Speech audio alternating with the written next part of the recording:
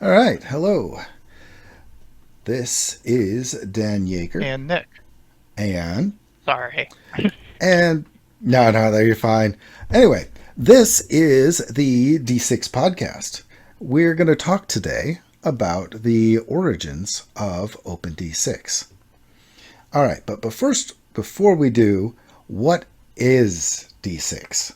D6 is a game system that was devised back in 1986 that exclusively uses D6 dice to roll. So when your skills have a specific number tied to them, that is equivalent to how many dice you roll, plus however many pips. Which, fun fact, is what they call the little nubs on both dominoes and dice. D6 was developed by West End Games. And West End Games started in '74 as a board game company and ended up with a whole ton of movie licenses. Yeah, it was pretty revolutionary for these guys to be able to tie so much of this into this one system. And a lot of these licenses now don't have any sort of system, and no one is releasing games for them. Yeah, so D6 really started with Ghostbusters. And what did you think of the Ghostbusters role playing game? I've never played the Ghostbusters role playing game, but I've collected a lot of them. To my understanding, the system has been tweaked a little bit between, say, Star Wars and Ghostbusters. Oh, we should really mention some of the big Oh movie yeah. licenses they had. All right, so just let's see. They had Ghostbusters, they had Star Wars, they had Indiana Jones, they had Men in Black, they had Hercules and Xena, Tank um, Girl, they Tank Girl. Oh yeah, can't DC forget Tank Girl. Universe. Um, Sorry. yeah. Yeah. So DC Universe was a really big one in 1999. Actually, the biggest one was, of course, Star Wars. Star Wars had tons of books out.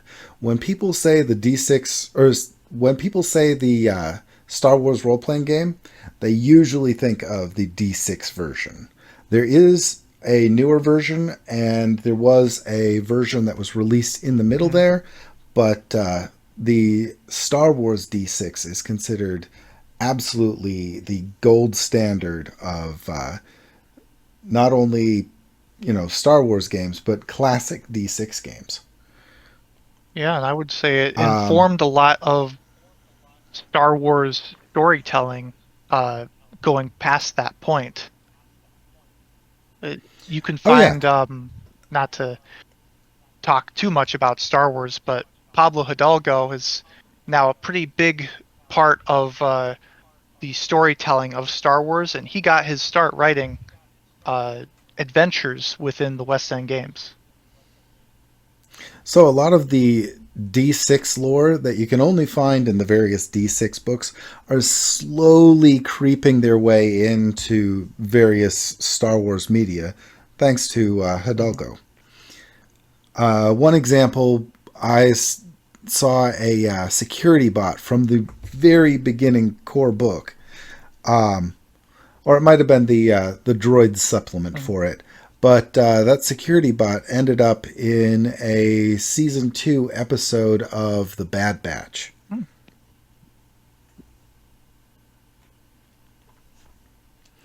All right, but then came the dark times, the closing of West End Games. So to boil it down into its finest, uh, most condensed version, West End Games was a license to print money, but you have to know how to manage money. And the company was kind of blended with another company that made shoes. And between the two of them, you didn't really have a clear distinction of where one company ended and the other one began. And due to mixing of funds, it basically killed both companies. Yeah. We must make very clear West End Games was doing great. It was actually the shoe company that was losing money. So, um, before they went under, and to be fair, they're role playing game companies and board game companies. They the creators knew their stuff for making a game, but that doesn't mean that they're the world's best businessmen. And you got to understand also that other role playing game companies were going down left and right. TSR went down, and those are the guys that were behind D&D. They ended up getting bought out by Wizards of the Coast, which then got bought out by Hasbro, which, if things go the way they're looking like they're going, Hasbro might end up folding. So, That'd be. role playing game companies are. Oh, What was I that? was saying that would be interesting. A lot of things would really go on the market. Oh, yeah. So, Hasbro actually is having really bad sales, and their stock is kind of hurting. Um, But they do have a light at the end of the tunnel. They've got a ton of movies, or a ton of licensed worlds that can be turned into movies. So the recent D&D movie got made when it started to look like they were having problems.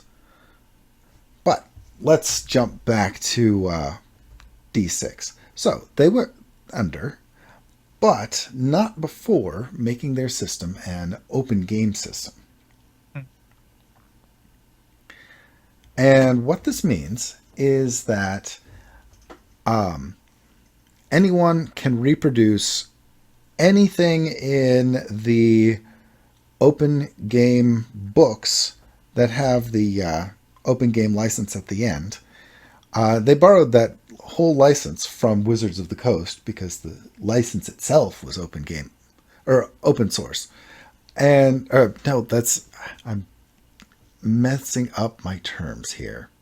Open source is a software term, and the open game license is absolutely not the same.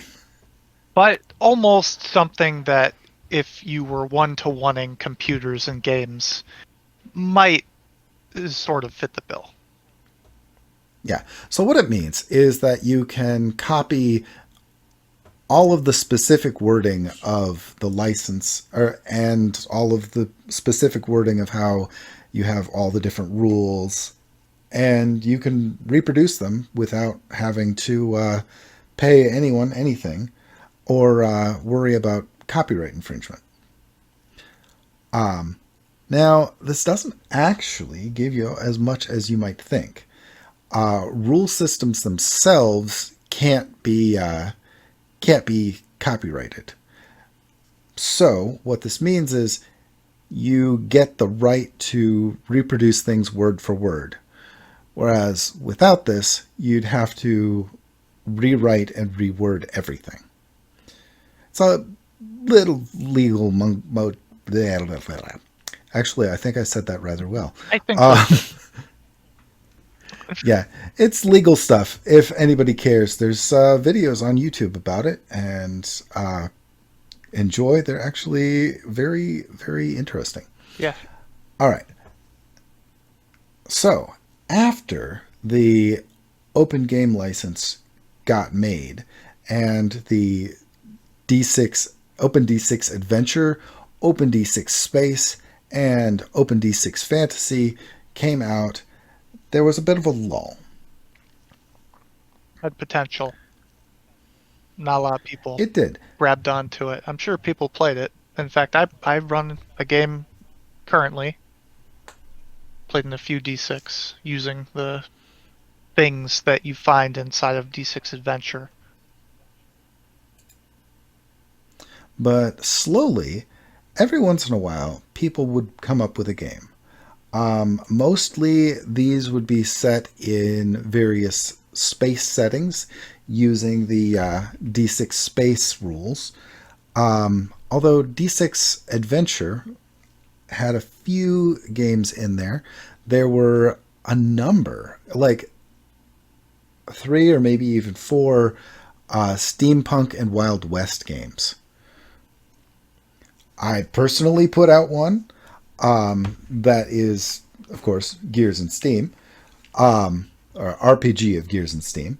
Then there is Westworld. There's Far West, and you could kind of count. No, you can't. It's not OpenD6, but there's a game called Carbon Gray. It's diesel punk rather than steampunk, but it was made with a newer version of the classic West End Games rules. And of course, there's upcoming games. There is going to be a Planet of the Apes game. I don't know offhand if that's going to be Open D6 or whether or not it's going to be Classic D6. And of course, there's the Zorro game, which came out a few years ago, and then D6 Second Edition, which is not going to be Open D6. Oh, Zorro is also Classic D6. I bel- All right. Let's call it Okay. here. And I hope to see everyone back for next time. And one more time, this is the Open D6 and D6 podcast. Bye Bye. bye.